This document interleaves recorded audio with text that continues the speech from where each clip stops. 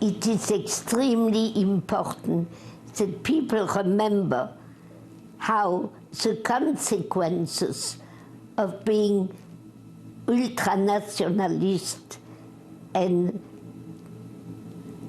anti-Semitic. When Marthe Cohn was young, Europe was being overwhelmed by a wave of right-wing ultra-nationalism, a refugee crisis, and economies in free fall.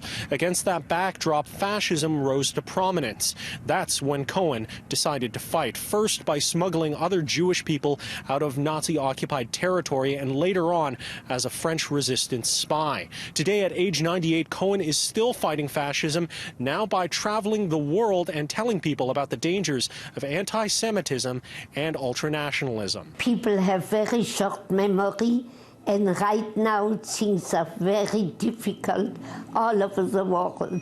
Cohn was raised in Lorraine, a province that was French but claimed by Germany as part of an Orthodox Jewish family. As news emerged about persecution against German Jews, her family moved further into France and away from the border with Germany. But Hitler's armies overran France in 1940, splitting the country into occupied Vichy France and Free France. Cohn's family, now living outside Paris, smuggled Jewish people escaping German-occupied Europe and into Free France. We didn't know who they were, we didn't know where they're coming from, we didn't know who gave them our address, but we knew that they wanted to cross from occupied into non-occupied France. They were Jews and they were also people too. All kinds of people who needed help. By her own estimate, Cohn says she helped hundreds of people cross the border. It was because of that work that her sister, Stephanie, was arrested by German secret police.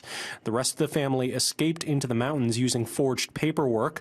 Family members wanted to free Cohn's sister first, but the sister insisted that the rest of the family go. We were able to survive because she told us that if she doesn't escape, if she escapes, we will all be arrested, which made us go. We would never have moved otherwise. Stephanie was taken to Auschwitz and was never heard from again. As the war progressed, Cohn, who was blonde and fluent in German, worked as a spy. She would cross into Nazi territory, pretending to be a German nurse asking for information about a missing fiancé. Sympathetic German soldiers would tell her which way the army was moving, and she would tell Allied forces. After the war, Cohn was honored with the Croix de Guerre, Médaille Militaire, and was made a Knight of the French Legion of Honor in 2002.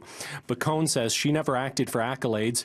She wanted to repay kindness in kind. Men and women had saved our lives at the risk of their own. Many were men and women in France were deported, and many didn't come back because they died in deportation. They were very mistreated in these camps too, and they died because they had helped the Jews. In Winnipeg, Xiaoli Li, City News.